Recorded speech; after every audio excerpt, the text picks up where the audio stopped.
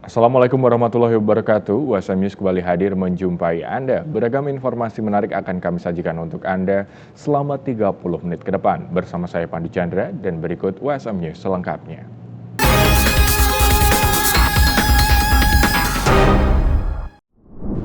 Agriculture Technology Festival ketiga tahun 2024 sukses menarik perhatian para siswa SMA dan SMK. Acara yang digelar bertepatan dengan Hari Pangan Sedunia itu menjadi wadah dalam menampilkan inovasi pangan lokal. Bertepatan dengan peringatan Hari Pangan Sedunia, Fakultas Teknologi Pertanian Universitas Semarang menggelar kegiatan tahunan Agriculture Technology Festival 2024 yang berlangsung di halaman GOR USM dengan mengusung tema pengelolaan komoditas lokal untuk produk pangan sebagai penunjang ketahanan pangan nasional. Dalam gelaran Agrisfest 3 tahun 2024 itu, Guru Besar FTP USM menyatakan pentingnya mengangkat isu global mengenai ketahanan pangan agar tidak hanya meningkatkan ketahanan pangan nasional, tetapi juga meningkatkan nilai tambah produk pertanian. Tema hari ini pengelolaan komoditas lokal sebagai penunjang ketahanan pangan nasional. Tentu saja ini memberi suatu harapan mengingat memiliki potensi yang besar untuk meningkatkan ketahanan pangan nasional. Nah, tentu saja terkait dengan tema hari ini dibutuhkan kerjasama dari semua pihak, baik itu dari akademisi, pemerintah ataupun masyarakat untuk pengembangan komoditas lokal. Hal senada diungkapkan dosen FTP USM yang juga menjadi narasumber dalam talkshow Agrisfest 3, Dr. Insinyur Rohadi MP. Menurutnya, dosen FTP USM menyiapkan sumber daya manusia yang memiliki kompetensi yang salah satunya untuk melakukan inovasi. Inovasi tidak hanya milik UMKM, semua bisa. Perusahaan yang besar itu karena melakukan riset, inovasinya atas dasar riset, itu menangnya. Kalau UKM hanya kira-kira, coba-coba, maka SDM yang perlu ditingkatkan. Fakultas Teknologi Pertanian menyiapkan SDM yang memiliki kompetensi untuk melakukan inovasi. Nah, salah satunya itu. Begitu. Ya, Sementara itu, PLT Kabid Kerawanan Pangan dan Gizi Dinas Ketahanan Pangan Provinsi Jawa Tengah, Urip Aryani Setio Rahayu SPI, mengapresiasi kegiatan FTP USM karena sangat membantu dalam melakukan sosialisasi serta edukasi terkait food loss dan food waste. Saya berterima kasih sekali terhadap kegiatan yang dilakukan oleh Universitas Semarang ini. Ini sangat membantu kami dari pihak pemerintah, terutama dari Dinas Ketahanan Pangan Provinsi Jawa Tengah dalam kami melakukan sosialisasi edukasi terkait kegiatan food loss and waste ini, terutama juga untuk peningkatan kapasitas pangan lokal ini. Itu saja. Program Senandung Hijau Semarang Hebat baru-baru ini secara resmi dilaunching Dinas Penataan Ruang Kota Semarang. Hal ini menjadi langkah nyata pemerintah Kota Semarang dalam mewujudkan bangunan gedung hijau yang mendukung pengurangan dampak perubahan iklim dan efek rumah kaca. Dalam rangka mendukung pengurangan dampak perubahan iklim dan efek rumah kaca, pemerintah Kota Semarang melalui Dinas Penataan Ruang bersinergi dengan berbagai pihak untuk mewujudkan pembangunan infrastruktur berbasis bangunan gedung hijau. Dalam launching FGD dan penandatanganan komitmen bersama program Senandung Hijau Semarang Hebat, strategi mewujudkan bangunan gedung hijau, Kepala Dinas Penataan Ruang Kota Semarang, Muhammad Irwansyah, menyatakan bahwa program ini menjadi terobosan inovatif dan media kolaborasi. Secara undang-undang sudah jelas. Jadi ke depan itu setiap bangunan itu harus punya IMI atau PBG saat ini. Kemudian harus punya sertifikat fungsi dan satu lagi sertifikat bangunan gedung hijau. Tapi kan untuk proses ini kan kita nggak bisa seperti membalik tangan ya. Karena ini kan juga merubah mindset segini banyak orang. Makanya kita step by step. Nah, kalau itu nanti kita sudah berjalan semua, sudah sadar dan sudah menjalankan itu semua. Insya Allah lah masalah lingkungan. Berdasarkan data yang disampaikan, sebanyak 30% emisi akibat efek rumah kaca disebabkan dari bangunan rumah tempat tinggal. Kota Semarang telah bertransformasi sebagai kota metropolitan, terus mendorong adanya bangunan gedung hijau yang saat ini masih minim keberadaannya. Wali Kota Semarang Heviarita Gunaryanti Rahayu pun berharap agar program Senandung Hijau Semarang Hebat dapat berdampak positif bagi lingkungan. Bangun prototipe tadi sempat disinggungnya, seperti apa? Ya, jadi kan tadi sampaikan oleh Pak Irwansah, ini kan menghadirkan tokoh-tokoh dari ahli-ahli gedung, ahli-ahli bangunan gitu ya, yang mana akan membuat namanya tadi kan Senandung Hijau Semarang Hebat gitu ya. Tapi ini kan adalah bagaimana membuat gedung-gedung atau bangunan ini menjadi gedung yang ramah lingkungan atau green building.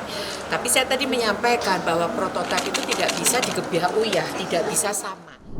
Pekan Paralimpik Nasional telah sukses digelar. Sinergi PLN dalam 5 tahun kepemimpinan Menteri BUMN Erick Thohir turut ditunjukkan dalam penyediaan listrik andal tanpa kedip.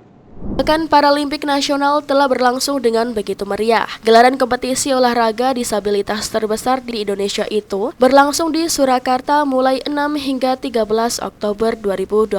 PLN UP2D Jateng dan DIY turut mendukung keberhasilan rangkaian Peparnas 17 dengan menghadirkan listrik tanpa kedip. PLN UP2D Jateng dan DIY juga menyiagakan 66 personil di 23 venue acara. Manajer PLN UP2D Jateng dan DIY Mosadli mengungkapkan, dalam gelaran bertaraf nasional tersebut, PLN UP2D Jateng dan DIY mengerahkan 30 unit uninterruptible power supply untuk mendukung kelancaran suplai listrik. 35 UPS tersebut ditempatkan di berbagai area vital, guna memastikan kelancaran kompetisi olahraga disabilitas terbesar di Indonesia itu. Mosadli juga mengapresiasi sinergi yang telah terjalin sepanjang kegiatan Peparnas ke-17 dengan kehadiran listrik yang andal tanpa kedip. Monitoring kondisi operasi juga dilakukan secara real-time melalui posko komando yang telah disiapkan. Hal ini memungkinkan PLN untuk merespon cepat setiap situasi yang berpotensi menimbulkan gangguan. Di bawah kepemimpinan Menteri BUMN Erick Thohir selama 5 tahun terakhir, PLN terus berkomitmen meningkatkan kualitas layanannya, salah satunya dengan menghadirkan inovasi serta infrastruktur yang mendukung berbagai kegiatan besar, baik berskala nasional maupun internasional.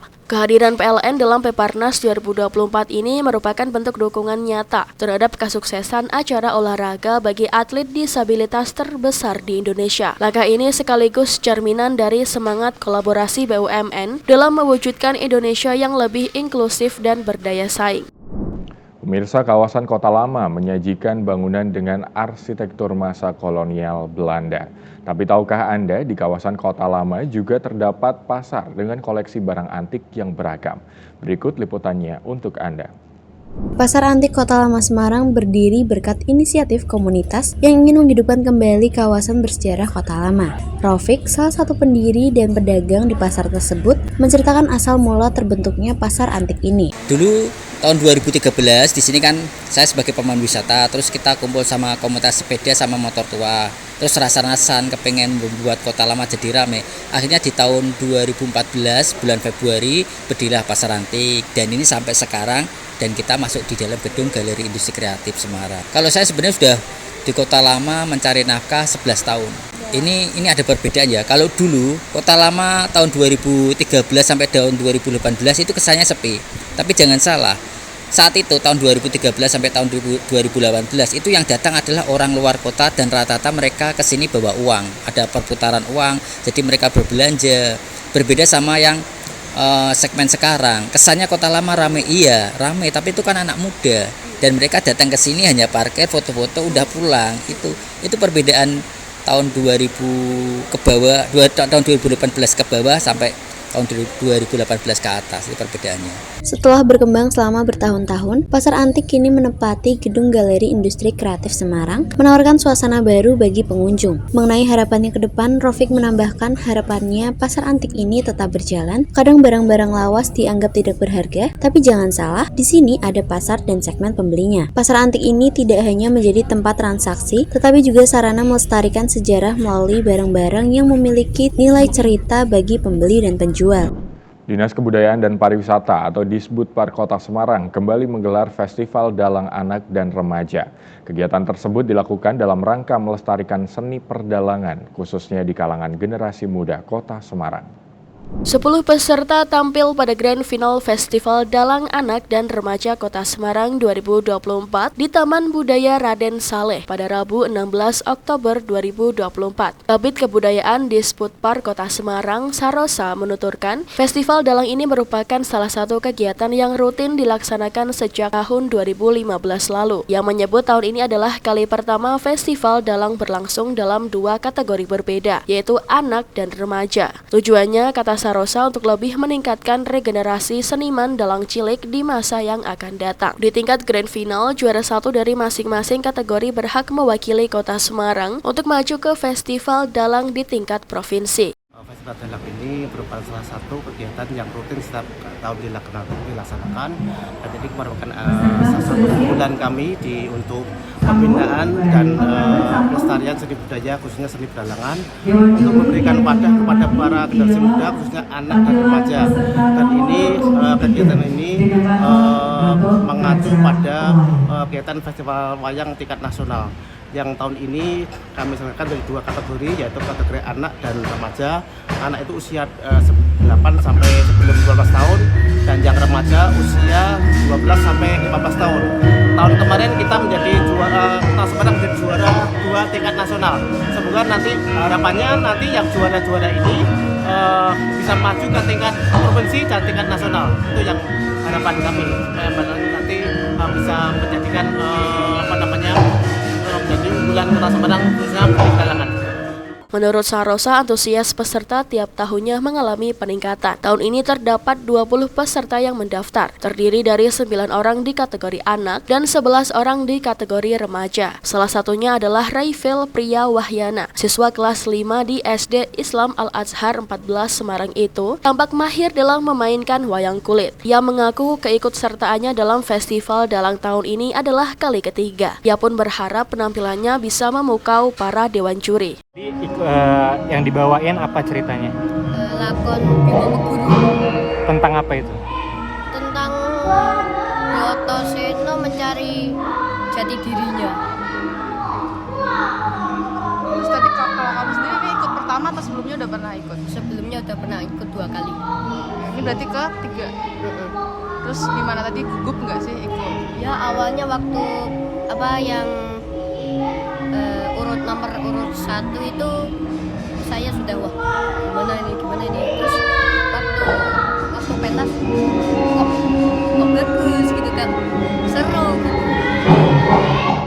Memastikan para petani berhasil mengolah sawah mereka, calon Bupati Grobogan, Jawa Tengah Setio Hadi menyambangi para petani di Desa Tirem dan Kronggen, Kecamatan Berati, Grobogan. Kedatangannya di area pertanian guna memastikan petani tidak kekurangan pupuk serta tidak mengalami kendala pertanian. Selain itu, Cabub nomor urut 1 juga mendatangi pasar tradisional untuk memastikan kondisi perekonomian masyarakat saat ini. Peduli dengan kondisi perekonomian warga, calon Bupati Grobogan nomor urut 1 Setio Hadi lakukan pengecekan kondisi pasar tradisional. Cabub nomor urut 1 tersebut berkeliling untuk menanyakan kondisi para pedagang di pasar Kronggen. Ia juga sempat membeli minuman dawet serta pakaian untuk anak dan istri. Hal tersebut bertujuan untuk meningkatkan semangat warga dalam meningkatkan taraf perekonomian. Usai mendatangi pasar, calon Bupati nomor urut 1 itu pun mendatangi sejumlah petani yang hendak tanam padi di sawah. Guna memastikan petani tak kekurangan pupuk, Setio Hadi pun menanyakan kondisi pupuk pada petani saat ini. Calon bupati ke sini karena Pak, calon bupati itu kan ya hasilnya petani. Nah, supaya petani maju itu istilahnya memandu lah, menyarankan biar petani itu keras, cepat, apa yang mau ditanam cepat-cepat ditanam gitu loh Pak. Jadi sempat masuk ke sawah juga Pak ya, biarpun? Iya, sering ke sawah, terus jerih payahnya petani itu tahu semua. Gimana Pak dengan adanya bupati kesini, calon bupati kesini Pak? Senang Pak? Senang sekali. Karena apa? Karena calon pimpinan tahu persis jerih payahnya petani yang di sawah-sawah itu.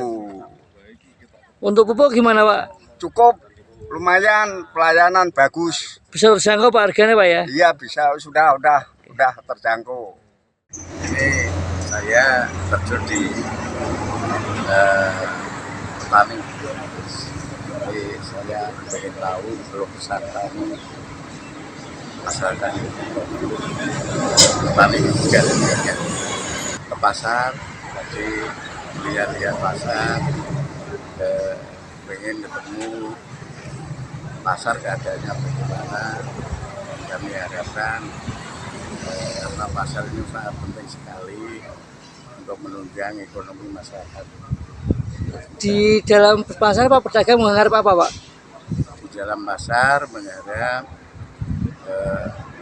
intinya kalau pasar ramai, ekonomi masyarakat dari meningkat.